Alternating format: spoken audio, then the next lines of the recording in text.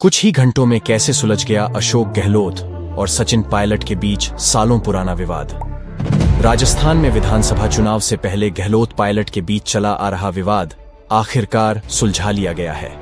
कांग्रेस अध्यक्ष मल्लिकार्जुन खड़गे और पूर्व अध्यक्ष राहुल गांधी के मौजूदगी में हुई बैठक में दोनों नेताओं के बीच सुलह हो गई है। हालांकि इस विवाद की शुरुआत साल 2018 के विधानसभा चुनाव के बाद हुई थी। तब सचिन पायलट ने विधानसभा चुनाव के दौरान पार्टी को सत्ता में दोबारा स्थापित करने के लिए कई चुनावी सभाएं की थी, जिसका फायदा भी कांग्रेस को मिला। नतीजे जब सामने आए तो लगा कि सचिन पायलट को सीएम पद मिलेगा, लेकिन पार्टी ने जादूगर कहे जाने वाले अशोक गहलोत पर दांव चला और उन्हें सीएम बनाने का ऐलान किया, जबकि सचिन पायलट को डिप्टी सीएम का पद दिया गया। सचिन पायलट की मेहनत लाई रंग। दरअसल साल 2013 के विधानसभा चुनाव में कांग्रेस पार्टी को राजस्थान में हार का सामना करना पड़ा था। इसके बाद राजस्थान कांग्रेस प्रमुख की जिम्मेदारी सचिन पायलट को दी गई। सचिन पायलट ने 5 साल तक राज्य के हर एक जिले का दौरा कर पार्टी को मजबूत करने के लिए जमकर मेहनत की। क्यों बागी हुए सचिन पायलट? सचिन पायलट गहलोत सरकार में डिप्टी सीएम जरूर थे, लेकिन आए दिन गहलोत और पायलट गुट के बीच बयानबाजी होती रहती थी।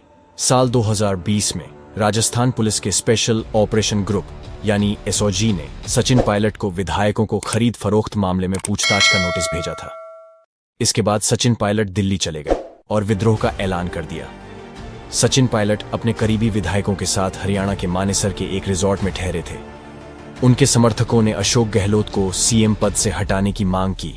हालांकि इसके बाद सचिन पायलट पर कार्रवाई की गई और उनके 2 करीबी विधायकों को मंत्री पद से हटा दिया गया।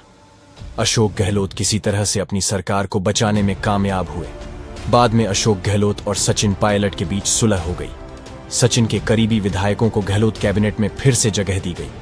पायलट के बगावती तेवरों के आगे पस्त हुए गहलोत राजस्थान कांग्रेस में दरकिनार किए जाने के बाद से ही लंबे समय से खफा चल रहे सचिन पायलट पिछले कुछ महीनों से आक्रामक तेवर दिखा रहे थे और इस माह प्रदेश में भ्रष्टाचार के मुद्दे पर निकाली गई यात्रा के चलते विवाद और गहरा गया था। पायलट ने जून के पहले हफ्ते तक उनकी मांगों का हल नहीं निकलने पर गहलोत सरकार को घेरने का खुला ऐलान कर रखा था। पायलट ने पूर्व मुख्यमंत्री वसुंधरा राजे के कार्यकाल में हुए घोटालों की जांच कराने, पेपर लीक मामले में बेरोजगारों को मुआवजा दिया जाने और आरपीएससी को भंग किए जाने की मांग की थी। उन्होंने इसके लिए 30 मई तक का अल्टीमेटम दिया था।